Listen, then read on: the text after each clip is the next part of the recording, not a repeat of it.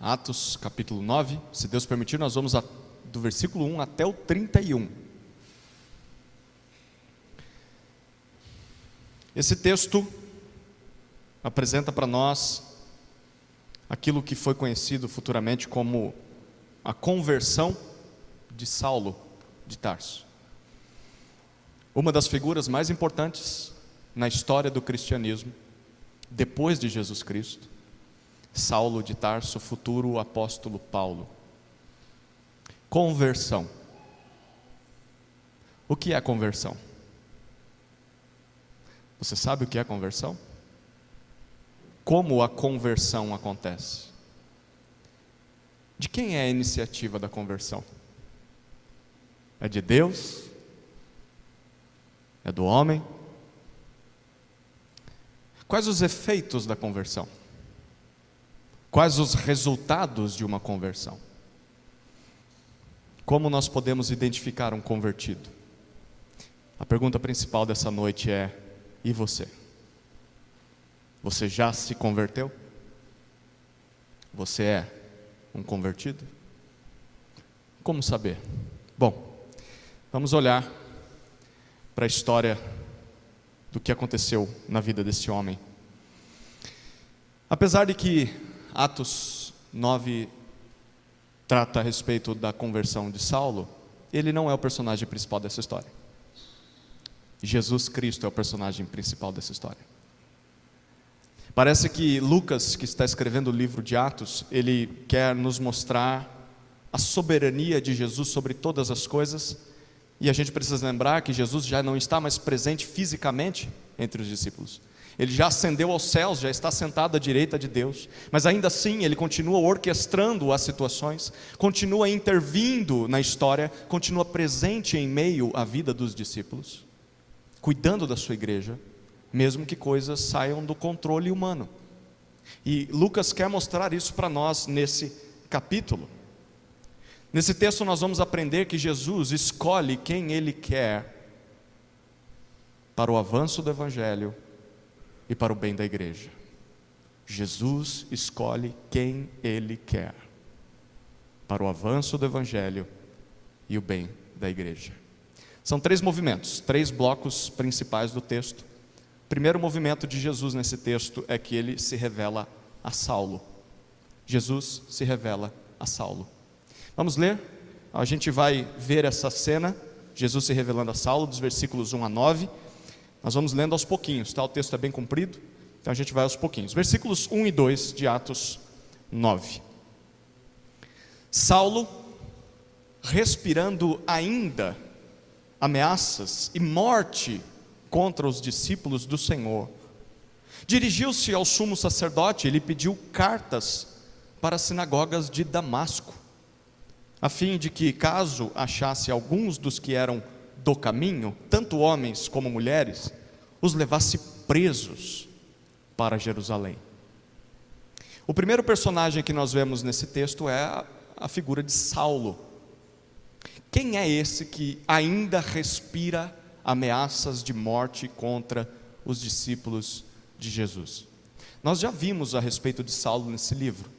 Em 2 ocasiões ele apareceu naquele evento em que Estevão está pregando para os líderes judeus, e eles ficam com tanto ódio, porque Estevão confronta os seus pecados e fala de Jesus, que eles decidem matá-lo. E por 2 vezes, no final do capítulo 7 e no começo do capítulo 8 de Atos, nós descobrimos que o Saulo, ele é alguém, uma figura que, apesar de jovem, provavelmente esse homem, jovem, não nos nossos termos de hoje, provavelmente esse homem tinha entre cerca de 30 e 40 anos de idade, a mesma idade de Jesus. Esse homem, apesar de jovem, tinha certa reputação perante os líderes de Jerusalém, ele tinha alguma autoridade, porque naquela passagem, no final de Atos, capítulo 7, as pessoas que vão apedrejar Saulo, elas tiram as suas capas, seus paletós, e deixam aos pés de Saulo, o jovem Saulo. E ele consentia na morte de Estevão, é como se ele tivesse feito assim: pode matar. O capítulo 8 de Atos começa dizendo que ele encabeçou uma perseguição, provavelmente foi ele, uma perseguição aos cristãos de Jerusalém. É curioso porque Saulo vem do nome hebraico Saul, é uma referência ao primeiro rei de Israel. Boa gente ele não era, né? Saul não foi um bom exemplo para se colocar o nome dele em seu filho. Esse era Saulo. Saul significa o desejado. Saulo parece que era invejado por tudo que fazia. Pois bem, ele também era desejado por uma outra pessoa e nós veremos quem é. Ele não está satisfeito, ele empurrou todos os crentes para longe de Jerusalém, mas o final do versículo 1 diz que ele vai até os líderes de Jerusalém e pede cartas para poder ir até Damasco. Damasco é capital da Síria, lá no extremo norte, passando Israel lá para cima. Ele quer ir para longe, provavelmente porque com a perseguição aos discípulos, os discípulos de Jesus saíram de Jerusalém, começaram a se espalhar em todos os lugares ao redor, e em Damasco havia uma grande comunidade judaica. Então eles fogem para Damasco, porque lá vão encontrar os seus patrícios, e ele já sabe que tem discípulos de Jesus ali. Damasco fica a mais ou menos 300 quilômetros ao norte de Jerusalém. Por que é que Saulo está fazendo isso? Por que é que Saulo está querendo atacar os discípulos de Jesus? Saulo é muito zeloso pelo Deus de Israel. Saulo acredita que os discípulos de Jesus, eles estão errados. Os discípulos de Jesus acreditam que Jesus é o Messias. Saulo acha que isso é uma heresia. Por isso Saulo quer acabar com eles, Saulo quer silenciá-los. E por isso ele vai atrás dos discípulos. Saulo está sendo bem intencionado. Ele está acreditando que está defendendo a honra, a glória de Deus. E nesse zelo, ele está disposto a perseguir pessoas, a prender pessoas e a ferir pessoas infiéis na mente dele. Perceba, é plenamente possível alguém ser extremamente culto, instruído. Saulo era assim. É plenamente possível alguém ser extremamente zeloso, bem intencionado, com coisas religiosas, ser alguém que faz suas rezas, que lê a sua Bíblia, que aparece na igreja, zeloso pelas coisas de Deus, mas ainda assim é possível que essa pessoa esteja errada. É possível que ela cometa maldades em nome de Deus. A história está aí para mostrar isso. Hoje em dia tem um monte de gente explodindo lugares, matando pessoas em nome de algum Deus, por zelo, errados. Você já sofreu na mão de alguém assim? Zeloso, religioso, mas cruel, maldoso. Quem sabe você não seja assim. Há esperança? Claro que há. Vamos ver o que aconteceu com esse homem. Tem um detalhe no versículo 2, como os discípulos de Jesus são chamados. Repare, eles são chamados de os do caminho. Repara nisso? Essa é a primeira vez que os seguidores de Jesus são chamados assim. Seguir a Jesus é estar no caminho de Deus, no caminho para Deus. Seguir a Jesus é estar em uma jornada progressiva. Isso denota movimento, denota transformação. Ninguém segue Jesus parado. Ninguém segue Jesus como se não precisasse se mover, não precisasse crescer, não precisasse servir. Estar em um caminho exige esforço, exige progresso, amadurecimento ao longo do tempo. Você consegue ver isso na sua vida? Você está em um caminho? Ou você está parado?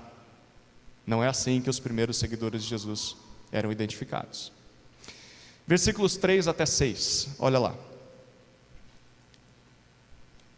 Enquanto seguia pelo caminho, ao aproximar-se de Damasco, subitamente, uma luz do céu brilhou ao seu redor. Ele caiu por terra e ouviu uma voz que lhe dizia: Saulo, Saulo, por que você me persegue? Ele perguntou: Senhor, quem é você? E a resposta foi: eu sou Jesus, a quem você persegue. Mas levante-se e entre na cidade, onde lhe dirão o que você deve fazer. Saulo está com uma comitiva, soldados vindos de Jerusalém, está chegando em Damasco. Uma viagem longa, provavelmente feita a algum tipo de cavalo. A pergunta que Lucas quer que nós façamos é: o que vai acontecer com os discípulos de Damasco? Como será quando esse homem chegar com uma carta autorizando a prisão de discípulos de Jesus? Como está o coração da igreja em Damasco? Será que o inimigo vai nos encontrar? Será que o inimigo vai nos machucar? Algo precisa acontecer. E algo acontece.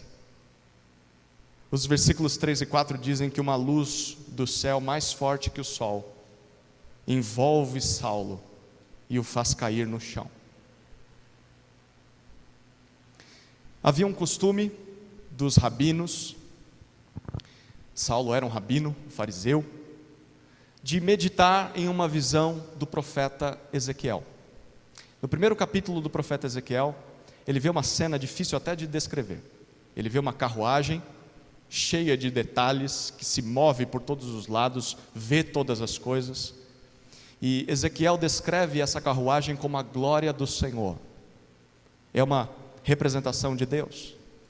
E no meio dessa carruagem, em cima de um trono, há uma figura humana. Mas Ezequiel não consegue ver o rosto dessa figura humana. E entende-se de que ele não pode ver a pessoa de Deus. Ele não consegue contemplar a face de Deus. Havia um costume muito comum para os rabinos, alguma ala do farisaísmo, de que eles meditavam nessa visão, e eles oravam com base nela, para quem sabe, talvez, em algum momento da sua oração, eles pudessem contemplar que fosse um pouquinho do rosto daquele que estava em cima da carruagem. Há um comentarista que sugere que é isso que Saulo está fazendo no caminho. Ele está indo para Damasco defender a glória de Deus. E ele está pensando e orando com base naquilo que Ezequiel viu. Senhor, eu quero zelar pela sua honra. Eu quero zelar pela tua glória. E quando ele está chegando em Damasco, uma luz o envolve e uma voz vem a ele: Saulo, Saulo, desejado, desejado, por que você me persegue? Que voz é essa? Bom, é o que o Saulo pergunta no versículo 5: quem o Senhor é? Provavelmente esse é o momento em que Saulo olha para aquela carruagem que estava na sua imaginação, e é como se a figura humana que estivesse assentada no trono estivesse revelando a ele. Quem o Senhor é? Ele responde: eu sou Jesus. A glória de Deus revelada aos homens, Jesus, a quem você persegue. Jesus está vivo, Jesus está ativo no mundo, e Jesus está agindo em favor da sua igreja. Quando tudo parece perdido, Jesus está intervindo. E mais, Jesus diz: perseguir os meus discípulos, maltratar os que creem em mim, é o mesmo que perseguir a mim. Saulo, você está perseguindo discípulos de Jesus, mas está perseguindo a mim. Isso não te encoraja? Não te conforta? Não te anima? Saber que Jesus, apesar de não estar aqui fisicamente, Ele está cuidando da sua igreja. Ele nunca perdeu esse cuidado. Mesmo quando as coisas parecem sair do controle, mesmo quando o mal bate à porta, Jesus não perdeu o controle da situação. Ao mesmo tempo, qualquer mal causado ao povo de Jesus, segundo ele, é um mal causado a ele mesmo. Isso aqui é muito sério. Nós somos o corpo de Jesus na terra. Ai de quem se levanta contra o corpo de Jesus. Ai de quem fere o corpo de Jesus, machuca o corpo de Jesus. Ai de quem persegue o corpo de Jesus. Ai de quem faz tropeçar membros do corpo de Jesus. Isso significa que os inimigos do Evangelho um dia serão vingados. Todos aqueles que perseguem a igreja um dia serão alvo da justiça de Deus. Mas isso também significa que pessoas que causam mal à igreja também vão se ver com Jesus. E isso também vale para aqueles que estão dentro da igreja. Ai de mim, ai de você, se nós ferirmos o povo de Jesus. É o mesmo que feri-lo.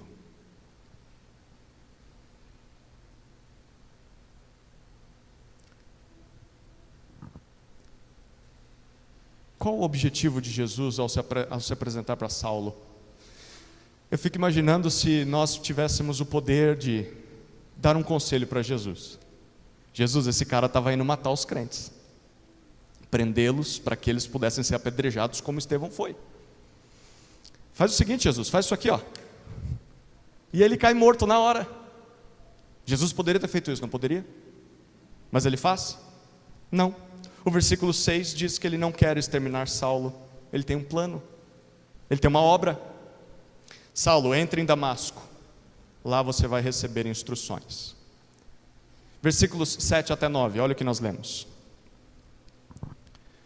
Os homens que viajavam com Saulo pararam emudecidos, ouvindo a voz, mas não vendo ninguém. Então Saulo se levantou do chão e, abrindo os olhos, não podia ver. E guiando-o pela mão, levaram-no para Damasco. Esteve 3 dias sem ver, durante os quais nada comeu, nem bebeu.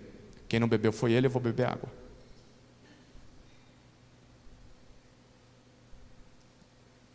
O versículo 7 dá uma informação importante para a gente. Os companheiros de Saulo ficaram assombrados, mudos, eles ouviram a voz, mas eles não viram ninguém. Isso aqui é muito importante para o restante do Novo Testamento, porque o Jesus ressurreto apareceu apenas para Saulo, não aos demais. É isso que vai validar o fato dele ser um apóstolo. Eles só ouviram a voz, mas não viram Jesus. Saulo viu Jesus. Versículos 8 e 9, nós lemos que ele se levanta, mas ele está cego por causa daquela luz. Eles pegam Saulo, imagina, eles pegam Saulo pela mão, vem Saulo, para onde nós vamos? Vamos ali para Damasco, vem cá. E eles levam ele como uma criancinha, e ele entra em Damasco. Quando ele chega em Damasco, ele jejua por 3 dias. Algo aconteceu com Saulo. Ele sabe que Deus está trabalhando na vida dele, então ele quer estar preparado para isso. Ele jejua. Deus vai me dar instruções. Que grande ironia nós estamos vendo. O imponente e assustador Saulo, que veio de Damasco para matar e destruir, agora está vulnerável como uma criança, tendo que ser levado pelas mãos, mais vulnerável do que aqueles a quem ele perseguia. Queridos, Deus humilha os orgulhosos. Deus humilha os orgulhosos. Deus é capaz de reverter uma situação impossível em segundos. Talvez você já tenha experimentado algo assim. Num piscar de olhos, a situação mudou, o jogo virou, e Deus abate o arrogante.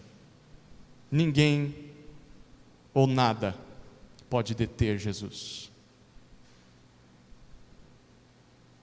Nenhuma situação está perdida para Jesus.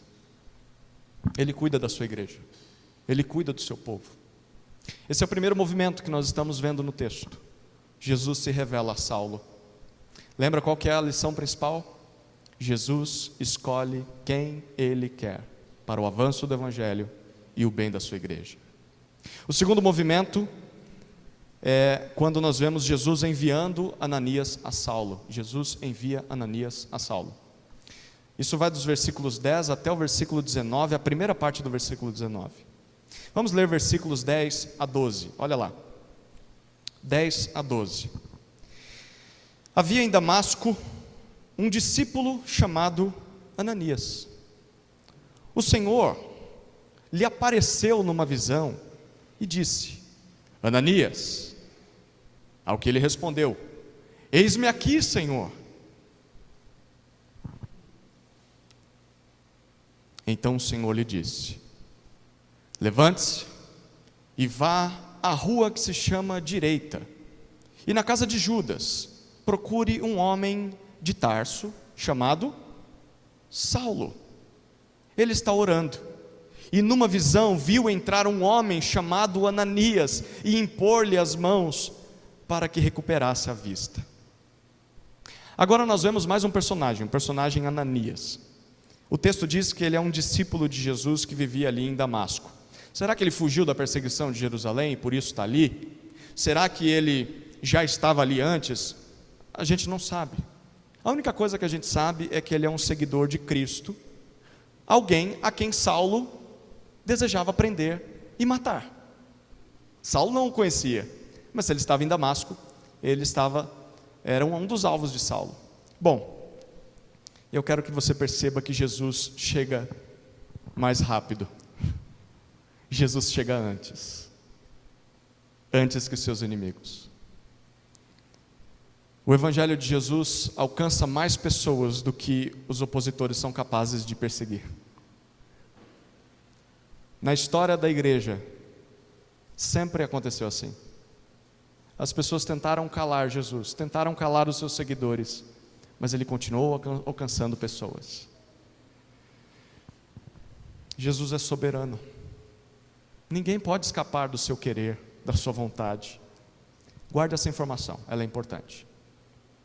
O versículo 10 ainda diz para nós que o mesmo Senhor Jesus que apareceu fisicamente a Saulo, agora aparece, mas em visão a Ananias. E Ananias diz o que Isaías disse, né? Eis-me aqui, Senhor. Tá bom. Detalhe, essa já é a terceira vez que Jesus é chamado de Senhor. Se você reparou bem, foi chamado de Senhor no versículo 1, foi chamado de Senhor no versículo 5 por Saulo, e agora no versículo 10 por Ananias. Jesus tanto é Senhor sobre os descrentes, no caso Saulo, quanto sobre os crentes, no caso Ananias. Jesus está no trono da história. Jesus está no controle de tudo.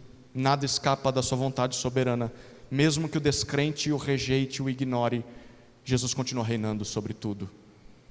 Nós não podemos nos esquecer disso. O que Jesus diz para Ananias na visão? Versículos 11 e 12. Pega isso aqui, papelzinho aqui, ó, vai nesse endereço. Tal rua, você vai entrar na casa de um cara chamado Judas, vai ter que descobrir onde está a casa dele. E aí lá você vai encontrar um homem cego orando.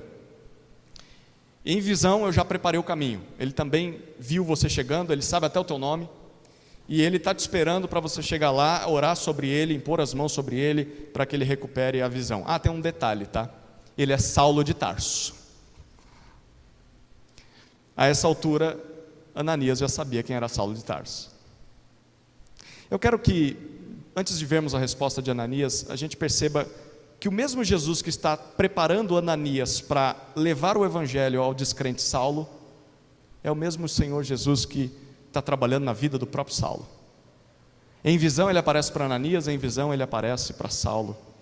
Jesus trabalha na vida do pregador, mas também trabalha na vida do ouvinte. Jesus faz o que é preciso para que o evangelho seja anunciado e seja crido. Nunca se esqueça disso. Se surgiu uma oportunidade de evangelismo diante de você, Jesus está trabalhando naquela vida antes daquele encontro. Não é a partir dali que Jesus vai trabalhar, ele já está trabalhando há tempos naquela vida. Então, o que a gente deve fazer, simplesmente é dizer, eis-me aqui, Senhor. O que o Senhor quer de mim? É para falar agora? É para abraçar essa pessoa? É para orar com essa pessoa? O que o Senhor espera de mim agora? Porque Jesus já estava trabalhando naquela vida há um tempo. Jesus sempre chega primeiro. Antes de você chegar, ele já chegou lá. Versículos 13 até 16, olha o que o texto diz. Ananias, porém, respondeu: Senhor, de muitos tenho ouvido a respeito desse homem, quanto mal tem feito aos teus santos em Jerusalém. E aqui em Damasco, ele tem autorização dos principais sacerdotes para prender todos os que invocam o teu nome. Mas o Senhor disse a Ananias: vá, porque este é para mim um instrumento escolhido para levar o meu nome diante dos gentios e reis, bem como diante dos filhos de Israel. Pois eu mesmo vou mostrar a ele quanto deve sofrer pelo meu nome. Como é que Ananias reage à missão que Jesus deu para ele? Uma missão perigosa, missão impossível. Bom, ele reage da mesma forma que nós reagiríamos. Eu acho que a gente faria pior, mas ele é bem respeitoso e temente a Deus. Então ele diz: Senhor, deixa eu dizer um negocinho. Não sei se chegou a informação aí, mas olha, esse não é aquele cara que tem causado muito mal aos teus santos lá em Jerusalém. Não são os meus santos, são os teus. É o teu povo. E agora ele recebeu carta para vir aqui em Damasco e fazer mal aos teus seguidores aqui também. Não que eu não esteja pronto para te obedecer, quem é doido de não obedecer a Deus, mas olha, esse homem é um monstro. Esse homem é nosso inimigo, Jesus. Você já ouviu falar de pessoas assim? Monstros. Você conhece pessoas assim? Já sofreu na mão de pessoas assim? Cruéis, causadoras de males, inimigas do bem, malignas, gente ruim mesmo, gente ruim. E se Jesus te chamar para pregar para elas? E se Jesus quiser salvar essa turma? E se Jesus salvar alguém assim? Como é que a gente reagiria? Como é que a gente receberia uma pessoa assim na igreja? Nós não podemos nos esquecer que nós também não éramos flor que se cheire. Nós também éramos gente ruim. E Jesus teve misericórdia de nós. Tem mais um detalhe aqui. Ananias lembra Jesus de que Saulo causou mal ao povo dele lá em Jerusalém. Por que Jesus não impediu isso? Se Jesus está no controle da história, por que ele não impediu que os crentes dele lá em Jerusalém fossem perseguidos? Por que ele não impediu que Estevão fosse morto? Seguir a Jesus não significa que nós nunca iremos sofrer. Inclusive, muitos sofrimentos virão exatamente por causa disso, porque estamos seguindo a Jesus. Jesus não impediu o sofrimento desse povo, e talvez Jesus não impeça o meu sofrimento e o seu sofrimento. Por quê? Ele não é bom, ele não é soberano, certamente ele é, e certamente ele tem um plano e um propósito para todas as coisas. E no fim, ele vai acabar com o sofrimento por causa do sofrimento dele na cruz. Ele sofreu, para que nós um dia pudéssemos ter as nossas lágrimas enxugadas, pudéssemos viver na sua presença para sempre. Versículos 15 e 16, Jesus responde à pergunta, ou na verdade a interjeição de Ananias. E Jesus começa com uma frase: vá. Simplesmente, vá. Eu sei de tudo que você falou, Ananias. E é exatamente por isso que eu escolhi esse homem como meu instrumento. Através dele eu vou levar o meu nome tanto a gentios e reis, quanto a judeus. Ele vai pregar para gente de fora e gente de dentro. E tem mais, Ananias. Ele que causou tanto sofrimento, ele também vai sofrer para cumprir a sua missão. Ele fez pessoas sofrerem por crerem em mim. Pois bem, agora ele é quem vai sofrer para levar outras pessoas a crerem em mim. Interessante, né? Jesus é soberano. Ele não só escolheu Saulo de forma abrupta, como designou uma missão irresistível para Saulo. Saulo, ele não vai ter como fugir da missão que Jesus deu. Nem que Saulo queira, ele vai conseguir fugir disso. Rapidamente, volte seus olhos para o capítulo 26. No capítulo 26 de Atos, Saulo, que já é chamado de Paulo a essa altura, capítulo 26, deixa o dedo em Atos 9, mas no capítulo 26 ele conta esse evento. Ele está pregando para reis, e aí ele conta o testemunho dele. No capítulo 26, versículo 14, até o versículo 18, a gente tem um pouquinho mais de informação sobre o que aconteceu naquele dia. Atos 26, de 14 a 18. Ele falou que era meio-dia, aquela luz brilhou, versículo 14. Caindo todos nós por terra, ele e os companheiros que estavam indo com ele para Damasco, ouviu uma voz que me falava em língua hebraica: Saulo, Saulo, por que você me persegue? Perceba o versículo 14. É duro para você ficar dando coices contra os aguilhões. Então eu perguntei: Senhor, quem é você? Ao que o Senhor respondeu: eu sou Jesus a quem você persegue. Mas levante-se, fique em pé.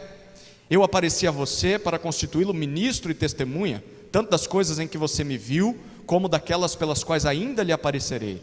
Vou livrar você do seu próprio povo e dos gentios para os quais eu o envio, para abrir os olhos deles e convertê-los das trevas para a luz e do poder de Satanás para Deus, a fim de que eles recebam remissão de pecados e herança entre os que são santificados pela fé em mim. Perceba, Saulo nos apresenta detalhes, anos mais tarde, do que foi que ele ouviu de Jesus. O capítulo 9 é um resumo, aqui você tem um pouquinho mais de detalhe. O primeiro detalhe é que Jesus já tinha anunciado que a missão teria sucesso garantido. As pessoas vão te perseguir, mas eu vou livrar você, e você vai pregar. Mas tem um segundo detalhe, que está no versículo 14. Jesus chamou ele para parar de lutar contra ele. Talvez você tenha a versão Almeida Revista e Atualizada, e o versículo 14 é como se Jesus está dizendo assim: dura coisa te é recalcitrar contra os aguilhões. Está vendo isso aí na sua Bíblia? Recalcitrar. O que raio de palavra é essa? É quando um cavalo dá coices. O aguilhão é um espeto pontiagudo que é usado para empurrar o cavalo para ir para o lugar, para a cocheira, para uma pastagem. E aí ele não quer ir, ele é teimoso. O que você faz? Vai cutucando o cavalo. O cavalo é chucro, ele vai dar coice. Só que quando ele dá o coice, espeta ele e dói. E ele dá o segundo coice, o terceiro coice, o quarto coice, até que ele desiste, porque está doendo. Então ele vai. O que Jesus está dizendo para Saulo é o seguinte: Saulo, é isso que está acontecendo com você até o momento. Eu estou te cutucando. Eu estou te empurrando para mim, mas você está resistindo. Você está dando coices. Mas você foi vencido, Saulo. Lembre-se, Saulo ouviu o Evangelho. Quando Estevão está pregando para a liderança, Saulo está ali. E Estevão falou de Jesus, confrontou o pecado do povo, e Saulo ouviu. O que Jesus está dizendo é que desde aquele momento, Jesus começou a confrontar sua consciência, cutucar a consciência de Saulo. Mas Saulo resistia. Não, Jesus não é Senhor, Jesus não é Salvador, eu não vou me render. Até que ele se rendeu. Chegou uma hora em que ele teve que se render, ele foi vencido. É assim que uma conversão ocorre. Quando Jesus quer salvar alguém, Jesus não pede permissão para entrar. Jesus não pede licença. Ele chega com os dois pés na porta. Ele arrebenta o nosso coração. Ele rasga a nossa alma. Mesmo que a gente seja resistente, eu não vou aceitar. Um longo tempo, resistência. Ninguém resiste ao chamado Salvador de Jesus. Uma vez que você ouve Jesus, você se rende a Ele em amor, em submissão. Uma hora ou outra, você se rende. Como é que a gente explica isso, né? Jesus é soberano, Ele faz o que quer, Ele salva quem quer. Mas quando Ele nos chama, Ele nos atrai também com um amor irresistível, a gente vai. E a gente sente que nunca foi amado dessa forma. Isso é conversão. Deixa eu dizer uma coisa. Se você tem sentido os aguilhões de Jesus, se você tem sentido, você já ouviu o Evangelho, mas você está resistindo. Você está resistente, você não se rende. Posso antecipar? Desiste. Se você está sentindo o aguilhão cutucando, para. Você só vai sofrer mais. É melhor se render, porque não dá para resistir à vontade de Jesus. Se renda. Não adianta teimar como uma mula, como um cavalo. Uma hora você vai cair. Simplesmente então caia. Se renda. Jesus, está bom. Eu me permito ser conquistado pelo teu amor, pelo teu chamado. Deixe Jesus te controlar. Deixe Jesus te transformar. Não há coisa melhor nessa vida. Agora eu quero falar para você que já experimentou isso, que já se rendeu. Talvez hoje, talvez ontem, talvez há um mês atrás, talvez há 40 anos atrás. Você sabe o que é isso, você sabe o que Saulo está passando. Se você já experimentou a conversão, louve a Deus.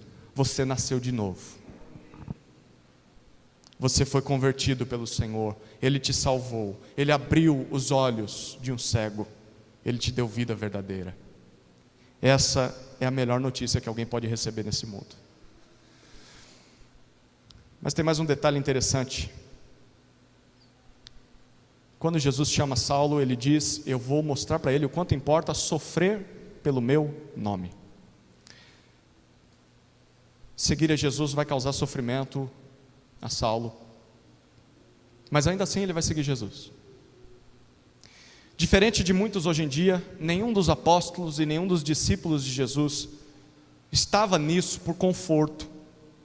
Eu vou ser crente, né? Porque eu vou ter uma mansão, eu vou ter um carro do ano, eu vou receber aplauso das pessoas, glória humana, eu vou ter poder, eu vou ter riqueza. Nós também não deveríamos buscar essas coisas. Eles não buscaram Jesus por causa disso. Nós seguimos um Senhor crucificado e a gente não pode esquecer disso. Por que a gente se espanta quando sofre? Por que a gente fica surpreendido quando o mundo nos odeia? Isso é o que significa seguir a Jesus. Lembra? Se alguém quer me seguir, negue a si mesmo, tome a sua cruz e siga-me. Há um autor na história que disse que quando Jesus chama alguém, ele chama para vir e morrer. É para morrer para você mesmo. Espere sofrimento. Então, se você está considerando a conversão, deixa eu dizer uma coisa: creia em Jesus e sua vida vai piorar. É claro, ela vai melhorar, porque agora você vai ser perdoado por Deus. Você vai ter acesso a Deus e a família dele, a eternidade. Mas, no sentido de vida nesse mundo, vai piorar. Porque além da oposição daqueles que não creem, porque a sua família não vai gostar que você se converteu. Os seus amigos não vão gostar disso, porque eles não se converteram, eles não entendem o que você está fazendo. E a sua vida vai ser um sofrimento daqui até o final dela. Você vai ter que lidar com isso. Mas em segundo lugar, vai ser uma batalha interna. Você vai ter que lutar contra os seus pecados, coisas que você fazia e estava tudo bem.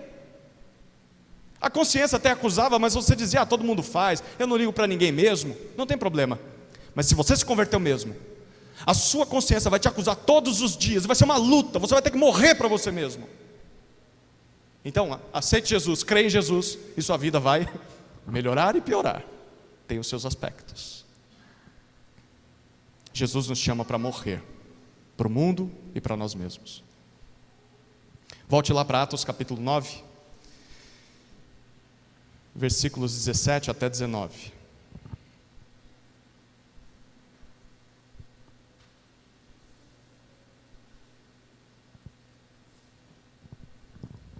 Atos 9, 17 a 19.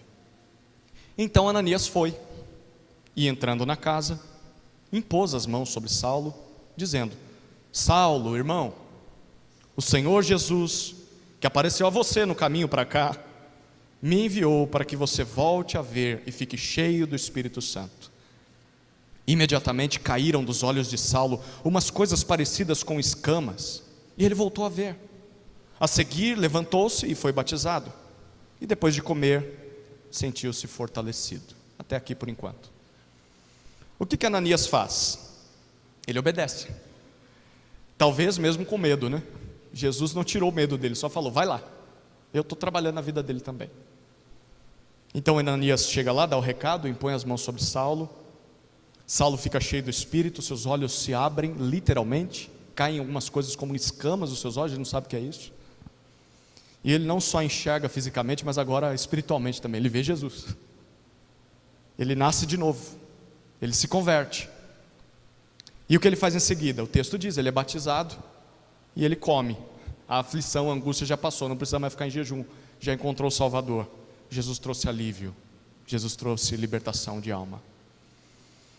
Eu quero que você preste atenção nessa figura de Ananias. Sabe o significado do nome Ananias? Ananias significa um presente graciosamente dado pelo Senhor. Um nome significa tudo isso. Não foi isso que ele significou na vida de Saulo? Um presente? Você já foi agraciado por Deus por algum Ananias? Alguém que apareceu na noite mais escura da sua alma e trouxe alívio com o Evangelho, trouxe consolo. É verdade que Deus nos coloca no caminho de vários Ananias na vida, não é? A gente tem que louvar a Deus pelos Ananias que encontramos. Pessoas que obedeceram a Deus mesmo com medo. Pessoas que pregaram o Evangelho a nós para que pudéssemos ser salvos. Será que não vale a pena fazer o mesmo por outros? Ser Ananias na vida de outros? Evangelizar, discipular? A propósito, essa aqui é a primeira e última vez que a gente vai ver sobre essa figura no Novo Testamento. A gente não sabe de onde Ananias veio, para onde ele foi, a gente não sabe mais nada, só sabe desses 10 minutos de glória da sua vida. 10 minutos de evidência, nada mais. Qual foi a missão? Evangelizar, batizar o maior missionário, o maior pregador que a história já viu.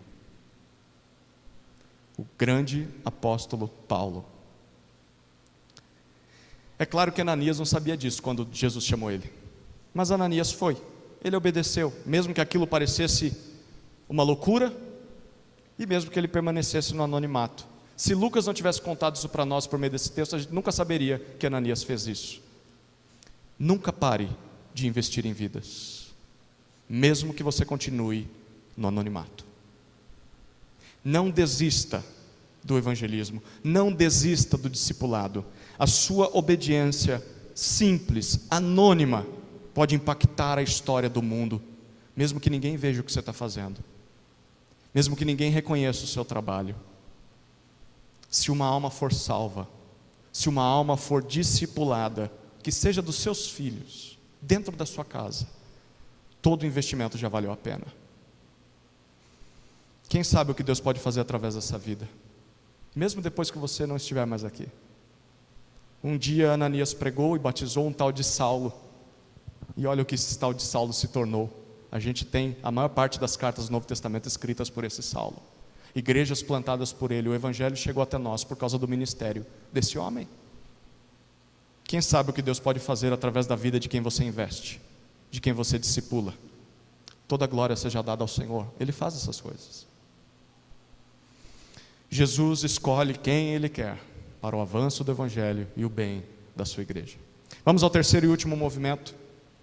Jesus protege Saulo. É curioso o que acontece depois dessa história. O versículo 19, a segunda parte, até o final, o versículo 31, final desse texto, a gente vê Jesus protegendo Saulo. A gente vai andar um pouquinho mais rápido agora. Olha os versículos 19 e 20, a segunda parte do 9. Saulo permaneceu alguns dias com os discípulos em Damasco, e logo nas sinagogas proclamava Jesus, afirmando que ele é o Filho de Deus. O que Saulo faz depois da sua conversão? Duas coisas que se espera de todos aqueles que se converteram. Primeira, o que ele fez no versículo 19? permaneceu com os discípulos em Damasco. Imagine a estranheza a princípio, né? Esse homem veio matar a gente, ele está aqui na primeira reunião de oração. A gente ia orar com o olho bem aberto, ficar vendo assim, se ele não é infiltrado, né? Mas ele ficou lá. Não existe seguidor de Jesus isolado. Se você crê em Jesus, além de ser batizado como Saulo foi, você precisa se associar a um grupo de discípulos, você precisa fazer parte de uma igreja. É o que Jesus espera. Agora, se você resiste a fazer parte de uma igreja, talvez esse pode ser um indicador de que você talvez não tenha se convertido ainda. Por que é que você foge do povo de Jesus? Por que é que você desobedece à ordem de Jesus? Ele mandou você estar perto do povo dele. A segunda reação de Saulo está no versículo 20, ele proclamou Jesus aos descrentes. Nas mesmas sinagogas em que ele iria buscar crentes para levar presos, ele começa a pregar Jesus. Que transformação nós estamos vendo? Todo aquele que se converte vai ser transformado por Jesus.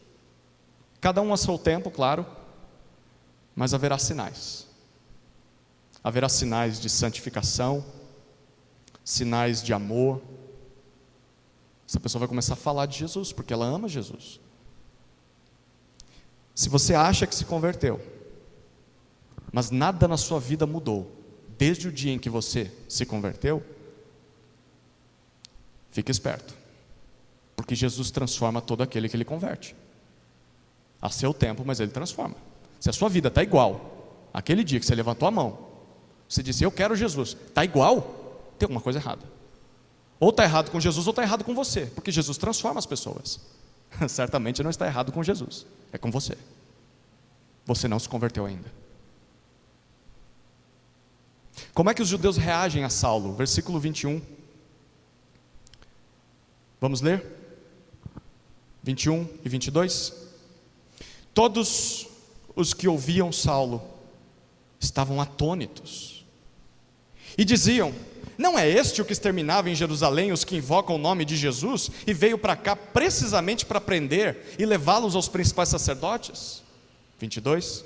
Saulo, porém, mais e mais se fortalecia e confundia os judeus que moravam em Damasco, demonstrando que Jesus é o Cristo. Eles ficaram atônitos, diz o versículo 21, admirados, espantados, surpreendidos. Espera aí, gente, não é esse que ele estava matando, destruindo discípulos? Não foi ele que veio aqui para prender essa turma, agora ele está pregando o que essa turma acredita? Uma verdadeira conversão não só vai causar transformação na vida de alguém, mas vai ser evidente para todo mundo ao seu redor, principalmente aos descrentes. As pessoas que te conheciam antes vão olhar para você e falar, não é a mesma pessoa, não é possível. Não é esse que fazia aquilo, não é esse que bebia, enchia a cara com a gente, não é esse que falava tanto palavrão, não era esse o violento, não era essa pessoa que oprimia os outros, egoísta, que só pensava nele, e agora desprendido, com domínio próprio, uma pessoa cheia de amor, uma pessoa que serve as outras. Como é possível? É isso que uma conversão vai produzir. Se você diz que se converteu, mas você continua naquela velha vida, com as suas velhas amizades, os seus velhos hábitos, e as pessoas que estão ao seu redor não têm nenhuma impressão, não tem nenhum incômodo, cuidado, você pode ser só um convencido, mas convertido você não é. Tem um detalhe aqui, para Jesus não tem caso perdido. Saulo parecia um caso perdido, não parecia?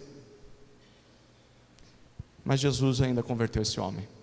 Jesus pode converter qualquer um, até o pior dos pecadores, inclusive você. Se converteu a gente, pode converter qualquer um. A gente não pode desistir de orar e de pregar o Evangelho.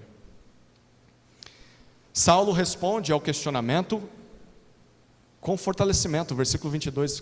Quanto mais ele ouvia críticas, mais ele se fortalecia, mais ele pregava para convencer as pessoas. Ao se converter, espere críticas, elas virão. As pessoas vão te criticar, elas vão não acreditar em você, elas vão tentar fazer você tropeçar, cair. Mas resista, persevere.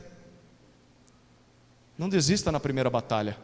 Deixa eu anunciar, vou dar spoiler da vida cristã, vai ter um monte de batalha. Não desista na primeira não, vai ter um monte delas. Mas lembre-se, se você encontrou o caminho, a verdade e a vida, isso é verdade. Você é salvo, você vai habitar com Jesus um dia, então persevere, foi o que Saulo fez. Versículos 23 até 25. Decorridos muitos dias, os judeus resolveram matar Saulo. Mas ele ficou sabendo do plano deles. Dia e noite guardavam também os portões da cidade para o matar. Mas os discípulos de Saulo tomaram-no de noite e, colocando-o num cesto, desceram-no pela muralha. Lembra que Jesus prometeu que ele vai sofrer? Pois bem, aqui está o começo. Os judeus decidem matá-lo. Provavelmente ele ficou 3 anos ali em Damasco. Pelas outras cartas do Novo Testamento, ele fica 3 anos ali pregando, até que chega uma hora em que as pessoas não aguentam mais. Em Atos, quando ele conta essa história depois, ele diz que até o governador caiu na lábia dos judeus. Então era um levante assim, político contra ele. Há uma guarda montada para matá-lo. Nesse momento ele já tem discípulos, 3 anos de conversão, ele já tem pessoas que ouviram e estão seguindo ele. O que os discípulos fazem? Pegam uma cordinha, colocam ele num cesto. Sabe aquele cesto de lavar roupas, que você coloca a roupa suja? Lá no seu banheiro? Então, pensa num cesto desse, que aguente um homem. Ele entra ali, ele se encolhe nesse cesto. E os discípulos falam: Saulo, se segura aí. Muralhas de uma cidade altíssima. Tem que ser escondido. De madrugada. Vai descer na cordinha, quieto, silencioso, para ninguém ver. E Saulo dentro ali, provavelmente o cesto tampado. Que humilhação, não? Que humilhação. Jesus tem os seus meios para trabalhar o nosso caráter, para trabalhar o nosso coração, a nossa vida. E para isso muitas vezes Ele tem que nos humilhar. Seguir a Jesus é sair do posto de arrogância. Eu sou Senhor sobre a minha vida, eu sei tudo, eu mando em mim, mando nos outros. Não, seguir a Jesus é sair disso e vestir as sandálias da humildade. Eu sou servo de Deus, eu sou servo dos outros. Deixa eu dizer uma coisa: se você é uma pessoa arrogante, se você é alguém cheio de si, você está sempre certo. Você acha que não precisa mudar, você acha que quem tem que mudar são os outros, que as coisas têm que ser do seu jeito. Isso se chama arrogância, dura cerviz. Desista dessa arrogância o quanto antes que o próprio Jesus te humilhe, e Ele faz isso. Jesus esmaga os arrogantes, Jesus abate os arrogantes. Pode ter certeza que Jesus vai fazer isso com você se você já se converteu. Não há espaço para orgulho, para arrogância no reino de Deus. E Jesus garante que vai humilhar qualquer um que tenha essas coisas. E normalmente, no que a gente mais se orgulha, é naquilo que Saulo provavelmente se orgulhava. A inteligência, a sabedoria, a sua forma de ensinar, a família perfeita, aos meus filhos como são, as habilidades, a profissão que você tem, as conquistas, as posses, você mostra para todo mundo que tem, a sua inteligência, como eu disse. E Jesus tem o seu meio, da noite para o dia, de tirar tudo isso. É um acidente, você já não faz mais o que você fazia. É uma crise, você perde tudo que você tem. É um pecado que o seu filho comete, toda a sua história, que você se orgulhava, foi para a vala. Jesus tem o seu jeito de nos humilhar. É melhor já estarmos humilhados antes. Versículos 26 e 27.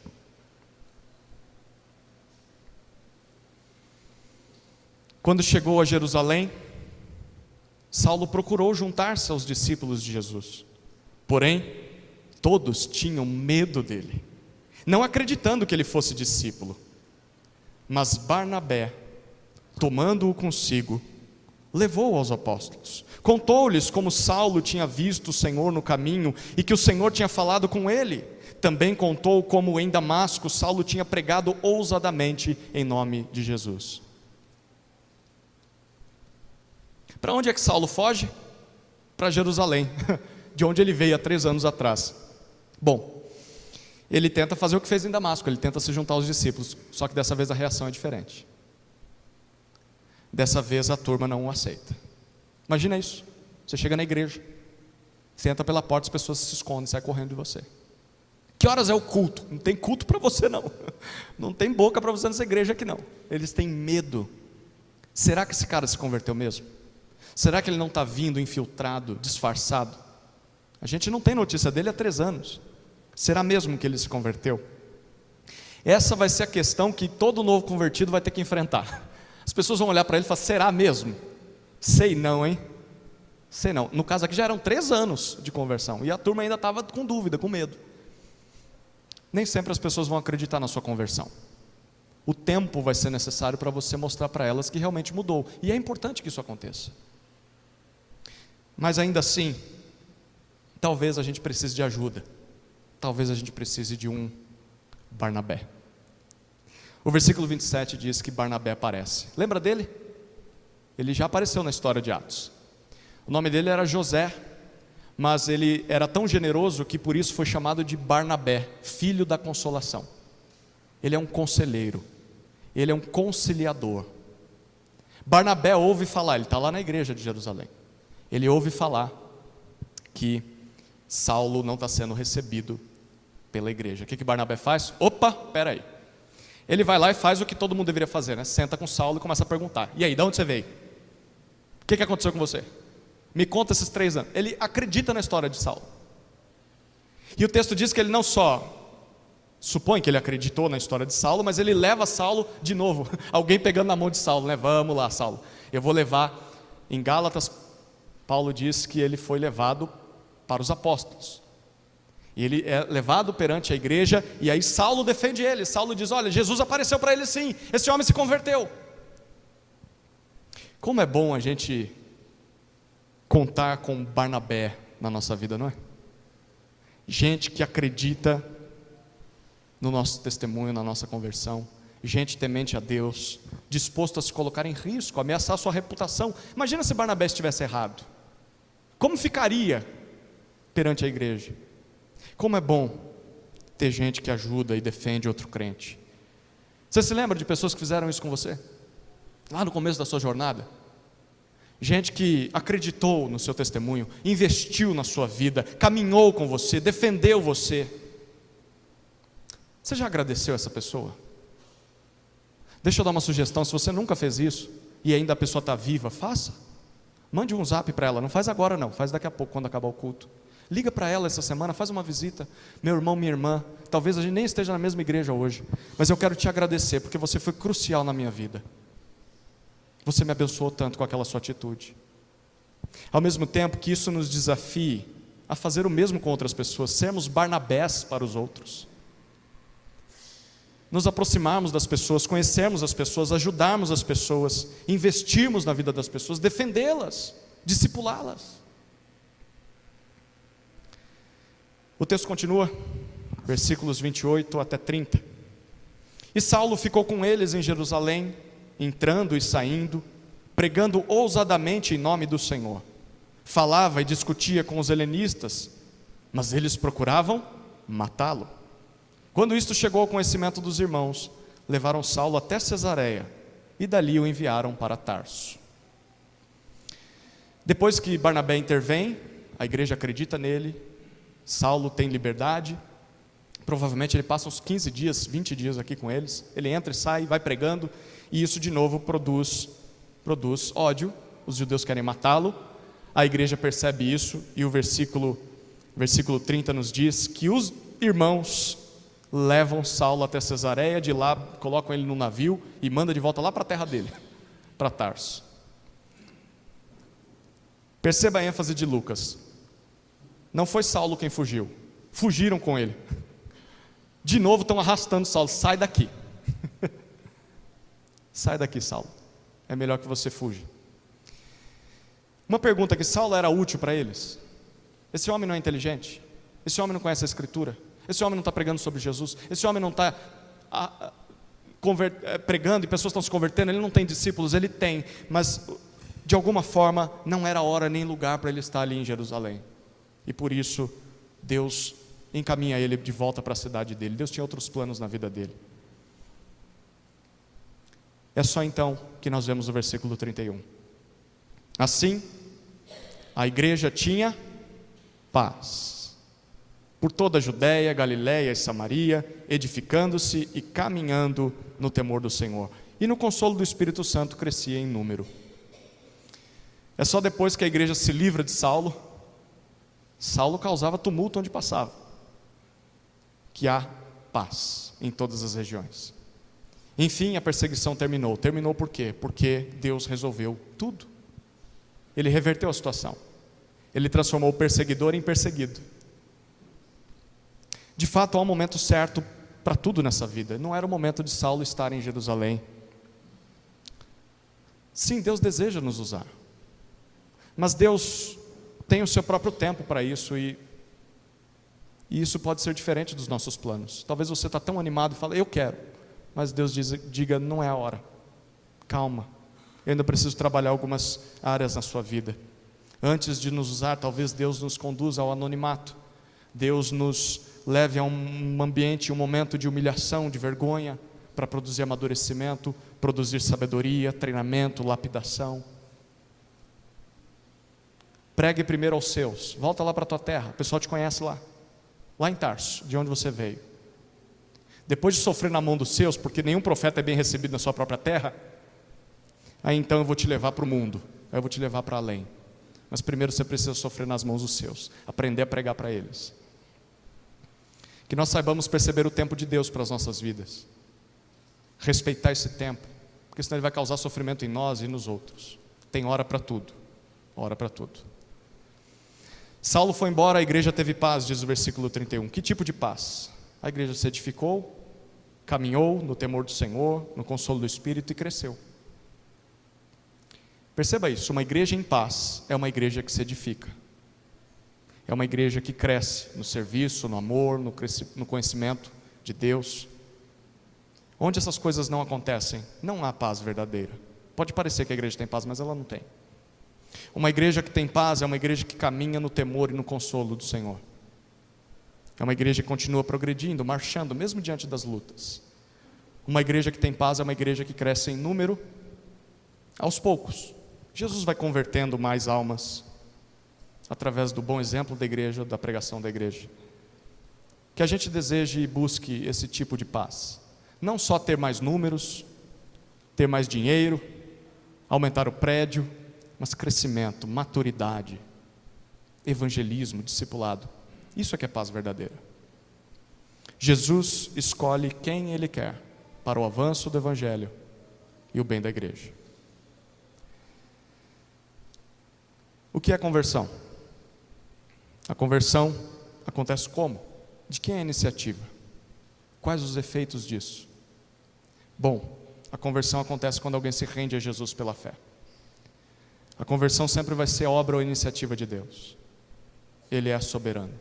Ele escolhe quem Ele quer. E onde a conversão ocorre, haverá transformação de vida, uma semelhança mais parecida com Jesus a cada dia. Portanto, eu preciso terminar essa mensagem perguntando: você já se converteu? Vamos orar.